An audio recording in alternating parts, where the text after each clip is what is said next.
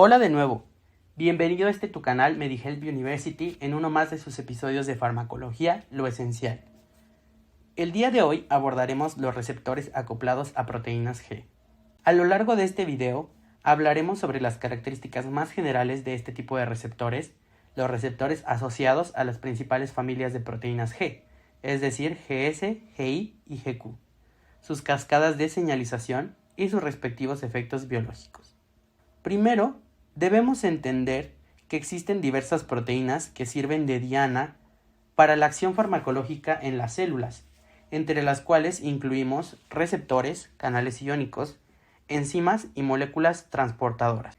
Los receptores, de interés en el video en cuestión, son elementos de detección del sistema de comunicaciones químicas que coordina la función de las distintas células del organismo y en el que actúan como mensajeros las diferentes hormonas, transmisores y otros mediadores.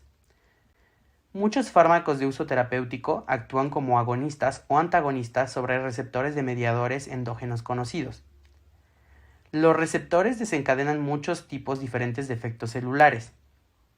Existen diferentes tipos de acoplamiento entre la ocupación del receptor y la aparición de la respuesta farmacológica esperada.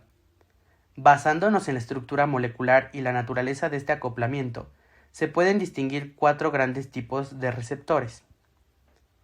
De estos 4, el segundo corresponde a los receptores acoplados a proteínas G, que también son llamados receptores metabotrópicos o receptores con 7 dominios transmembranales. Estos son receptores de membrana que se acoplan a un sistema de efectores intracelulares por medio de una proteína G. El genoma humano contiene genes que codifican cerca de 400 receptores acoplados a proteínas G.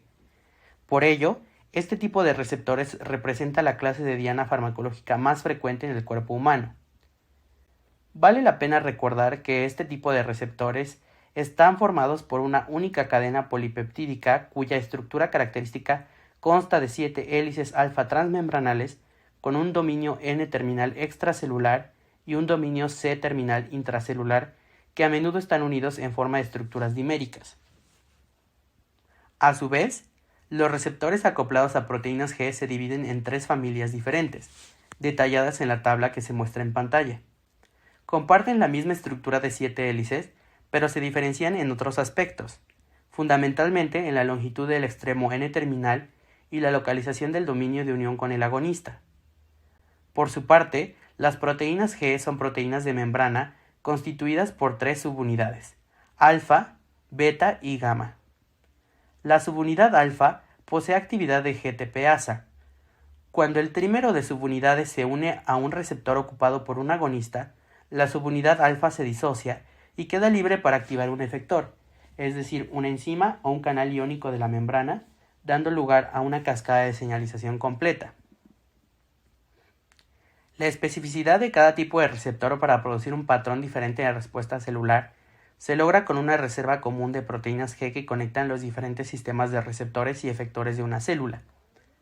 La principal razón es la variación molecular localizada dentro de las subunidades alfa, de las cuales se han identificado más de 20 subtipos. Las principales dianas de las proteínas G, a través de las cuales los receptores acoplados a estas proteínas controlan diferentes aspectos de la función celular, son la adenilato ciclasa, enzima responsable de la formación de AMP cíclico, la fosfolipasa C, responsable de la formación de inositol y diacilglicerol, los canales iónicos, especialmente los de calcio y potasio, la sinasa RHOA-RHO o RHO, como un sistema que controla la actividad de numerosas vías de señalización que regulan el crecimiento y proliferación celulares, la contracción de músculo liso, etc. Y también la proteína sinasa activada por mitógenos o MAP sinasa, que controla numerosas funciones de la célula, incluida la división celular. Pasando a las cascadas de señalización, tenemos en pantalla que se nos muestra, en primer lugar de forma muy importante, que en el caso del transductor, cuando la proteína G es de la familia de las proteínas GS, tendremos a la noradrenalina como ligando o primer mensajero y a los receptores metabotrópicos beta 1, beta 2 y beta 3. en la cual la proteína efectora será la adenilato ciclasa y el segundo mensajero el incremento de AMP cíclico. Estos receptores se localizarán principalmente en el caso del receptor beta 1 en el corazón y en el riñón, en el caso del beta 2 en músculo liso y en el caso de beta 3 en tejido adiposo.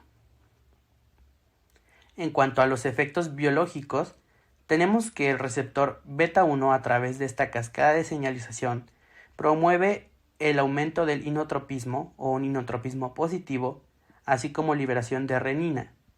El receptor beta 2 promueve la vasodilatación y la relajación y el receptor beta 3 promueve la lipólisis.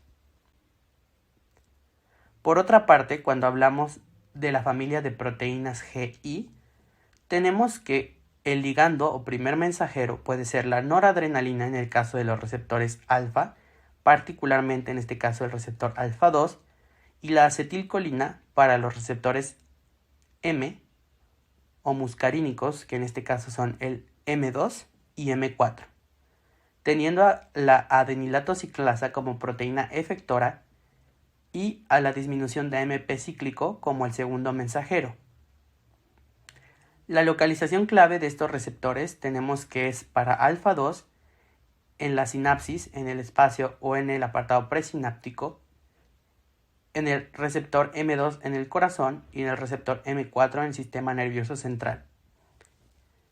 En cuanto a los efectos, tenemos que el receptor alfa 2 promueve una disminución en la liberación de noradrenalina, el receptor M2 promueve un inotropismo negativo y el receptor M4 estimula la locomoción.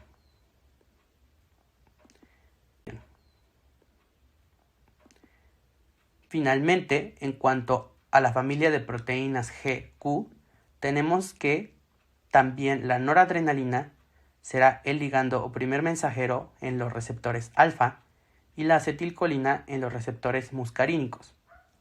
En este caso estamos hablando específicamente de los receptores alfa 1, M1, M3 y M5, teniendo como proteína efectora a la fosfolipasa C y como segundo mensajero el incremento de inositol fosfato 3, diacilglicerol y calcio. La localización clave de estos receptores será para el alfa 1 los vasos sanguíneos, para el M1 los ganglios autónomos, para M3 las glándulas y músculo liso gastrointestinal y vesical, y para M5 el sistema nervioso central. En cuanto a los efectos biológicos, tenemos que el receptor alfa 1 promoverá la vasoconstricción a través de esta cascada de señalización, mientras que el M1 promoverá un aumento de la neurotransmisión, el M3 un aumento de la secreción y la contracción, y para el receptor muscarínico 5 los efectos son relativamente desconocidos hasta la fecha. Haciendo un resumen de los efectos biológicos revisados, podemos observar en pantalla que para los receptores acoplados a proteínas de la familia GS se promueve, como vimos anteriormente, un inotropismo positivo, liberación de renina, vasodilatación, relajación y lipólisis, principalmente. Para los de la familia GI, disminución de la liberación de noradrenalina, inotropismo negativo y estimulación de la locomoción. Y finalmente para los de GQ, se promueve vasoconstricción, aumento de la neurotransmisión, secreción y contracción. Eso es todo por hoy. Si te gustó el video, dale like y suscríbete al canal. Hasta la próxima.